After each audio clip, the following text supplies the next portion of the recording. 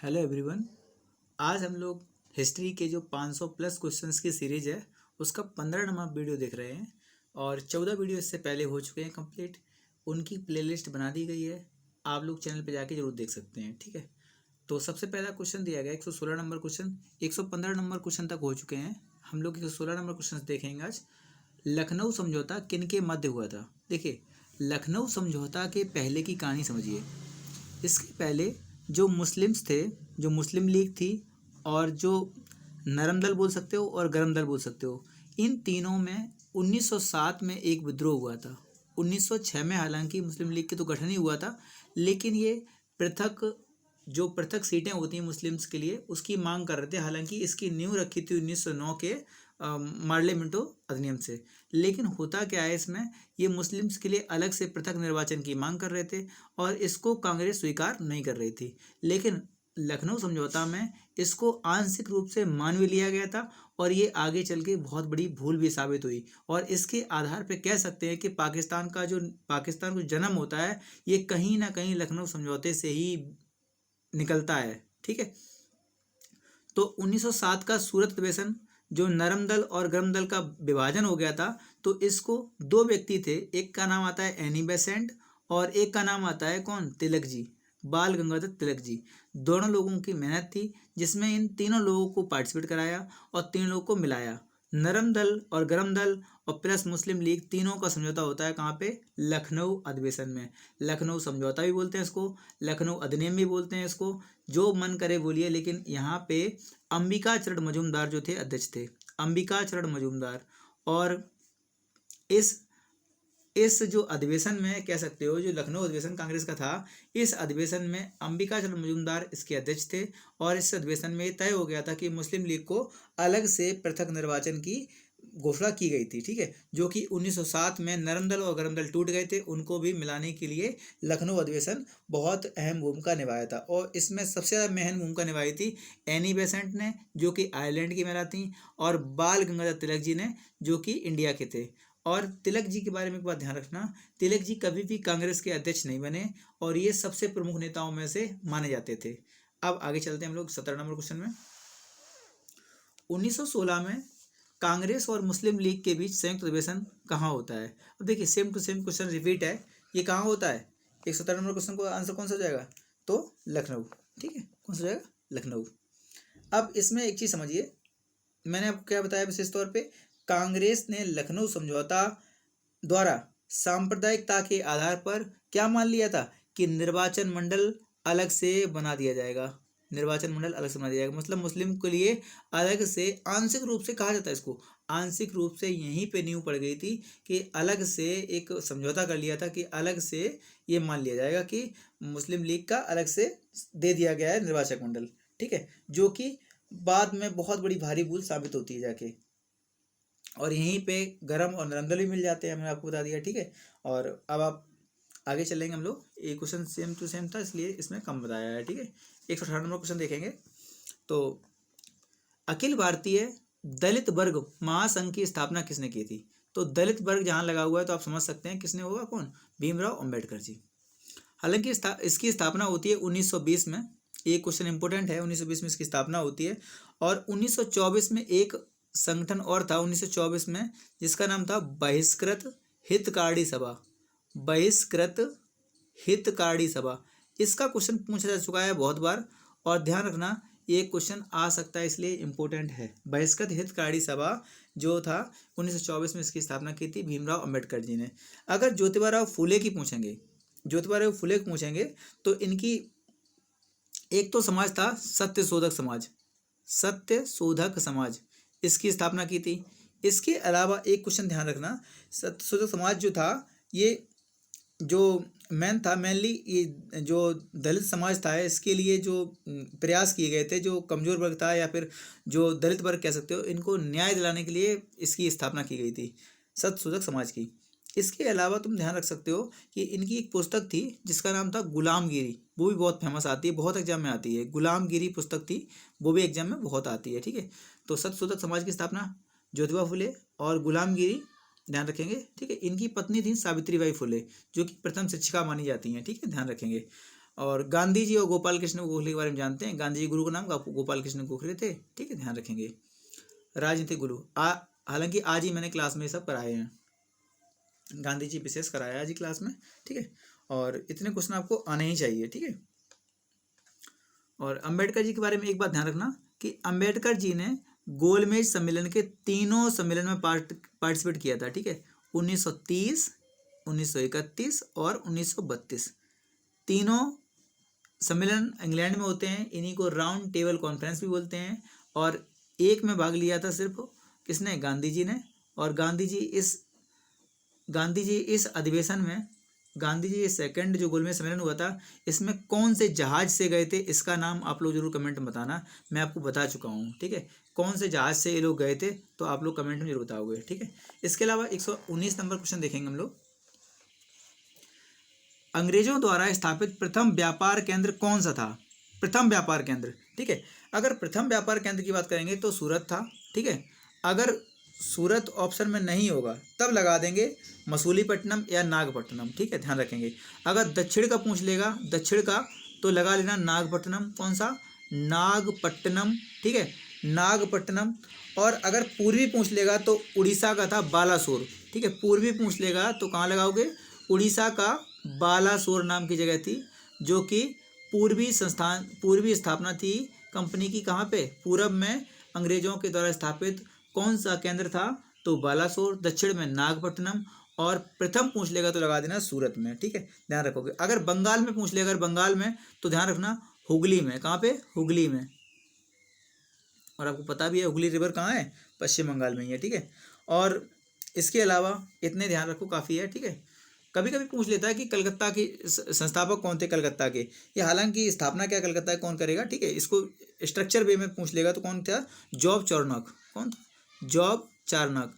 कभी कभी नाम पूछ लेता है इन सब के, ठीक है। ऐसे फर्जी क्वेश्चन है, हालांकि दिखाया तो, ठीक है। बम्बई का आता है, का नाम आता है ऑक्जियर,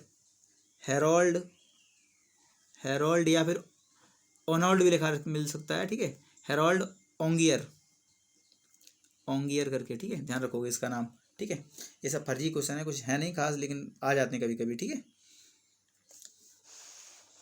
अब देखिए 120 नंबर क्वेश्चन देखिए। मुगल सम्राटों का मीर बख्शी किस विभाग की अध्यक्षता करता था? अब इसमें देखिए 4-5 विभाग हम आपको बता दे रहे हैं, ठीक है।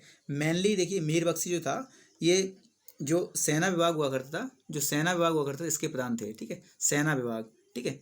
अगर पूछ लेगा किसके लिए, अगर पूछ लेगा कि जो राज्य में विदेश विभाग हुआ करता था, जो विदेशी मामले जो थे, एक सौ कहा गया दीवान ए रसालत, ठीक है, दीवान ए रसालत। ये पूछा गया क्वेश्चन है, ये सब के सब क्वेश्चन पूछे गए हैं, ठीक है। विदेशी मामलों के लिए विदेश विभाग कौन सा था मुगल काल में? तो दीवान ए रसालत। और अगर पूछ ले कि सूचना का, या फिर पूछ ले गुप्त विभाग जो था, जो गुप्त विभाग जो बोलते हैं गुप्तचर वाला, तो उसको बोलते हैं दीवाने बरीद। गुप्तचर के लिए कौन था? गुप्त, ऐसे हो जाएगा, गुप्तचर। दीवान ए बरीद, ठीक है, कौन सा? दीवान ए बरीद। इसके अलावा अगर पूछ ले दीवान ए बिजारत किस लिए था, तो ये था जो वजीर के अधीन, यानी कि जो पीएम था ना, पीएम के अधीन काम करता है, उसको बोलते थे दीवान ए बिजारत। जो पीएम के अधीन काम करता था, पीएम के अंडर में काम करता था, उसको क्या बोलते थे? दीवान ए बिजारत। और एक क्वेश्चन और ध्यान रखेंगे यहाँ पे, एक दान विभाग और था, दान विभाग, उसको बोलते थे सद्र उल सुदूर धार्मिक, सद्र उल सुदूर धार्मिक, ठीक है। ये सब क्वेश्चन आपको ध्यान रखना चाहिए, ठीक है। अब एक और था काजी का, जो आप पता है काजी समझ सकते हो, न्यायिक था, ठीक है, काजी, ठीक है, न्यायिक था। अब आगे बढ़ेंगे, आगे देखेंगे हम लोग 121 नंबर क्वेश्चन। हाँ देखिए 121 नंबर क्वेश्चन में है, देखिए निम्न में से कौन मौर्य वंश का अंग नहीं था? देखिए मौर्य वंश में अजातशत्रु नहीं आता है, आपको पता है। अजातशत्रु हर्यक वंश का एक राजा था, ठीक है। और ये राजा जो बिंबिसार थे, इनका पुत्र था, ठीक है। बिंबिसार को मार के गद्दी बैठा था, इसीलिए इस वंश को क्या बोलते हैं? कभी कभी क्या बोल देते हैं? पितृहंता वंश, क्या बोलते हैं, पितृहंता वंश, ठीक है। और बिंबिसार जो था, बिंबिसार जो था ये इस वंश का माना जाता है कि क्या बोलते हैं इसको, वास्तविक संस्थापक था, ठीक है। हालांकि बिंबिसार जो था इसके पहले भी राजा हुए हुए थे, ठीक है, ध्यान रखेंगे। अजातशत्रु को एक नाम और दिया गया कुड़िक, ध्यान रखोगे, ठीक है। कौन सा नाम दिया है, कुड़िक, ठीक है, ध्यान रखोगे। सबसे पहले चंद्रगुप्त मौर्य, और उसके बाद बिंदुसार, उसके बाद अशोक, ध्यान रखोगे। उसके बाद जालुका, दशरथ, ये सब नाम चंद्रगुप्त मौर्य वंश के हैं, ध्यान रखोगे। लास्ट था बृहद्रथ, ठीक है, ये सब नाम ध्यान रखोगे, ठीक है। 187 तक चला था, ध्यान रखोगे। ये कोई ध्यान रखो किस चीज़ में, कि जो मेन क्वेश्चंस हैं उनमें आपको आना ही चाहिए सब चीज़ें, ठीक है, ठीक है। अजातशत्रु का नाम क्या था, तो कुड़िक नाम था एक, ठीक है, ध्यान रखोगे।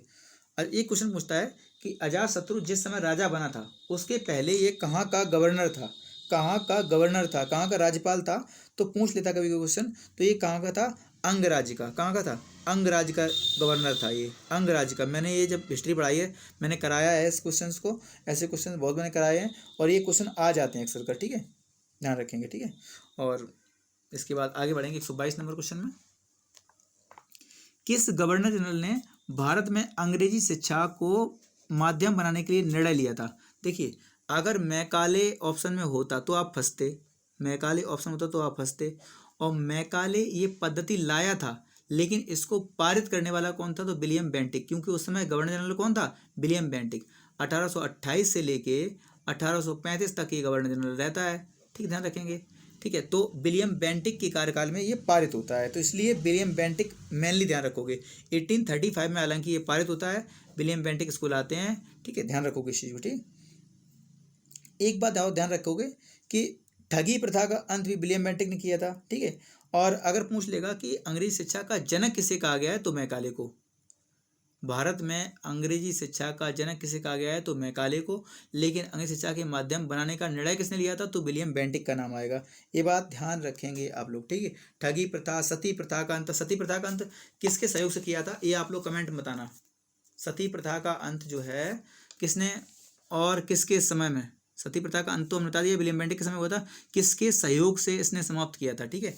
और डेट भी लिखना है, ठीक है, ध्यान रखोगे, ठीक है। और एक क्वेश्चन और ध्यान रखना कि मैकाले जो था ये प्रथम विधिक अधिकारी भी भारत बन के आया था, ठीक है, प्रथम विधि सदस्य, ठीक है, प्रथम विधि सदस्य भारत में बन के आया था, ठीक है। ये क्वेश्चन सारे आपको आने चाहिए, ठीक है। अब देखिए डलहौजी के बारे में आपको पता है, डॉक्टर एनोर ब्लेस चलाया इसने, ठीक है, ध्यान रखोगे इस चीज को, ठीक है। आगे बढ़ते हैं 123 नंबर क्वेश्चन में। निम्न में से कौन भारत में स्थायी स्वशासन का अग्रगामी था, मतलब किसने स्थायी शासन की जनक माना गया, किसको, किसको स्टार्टिंग की किसने, ठीक है।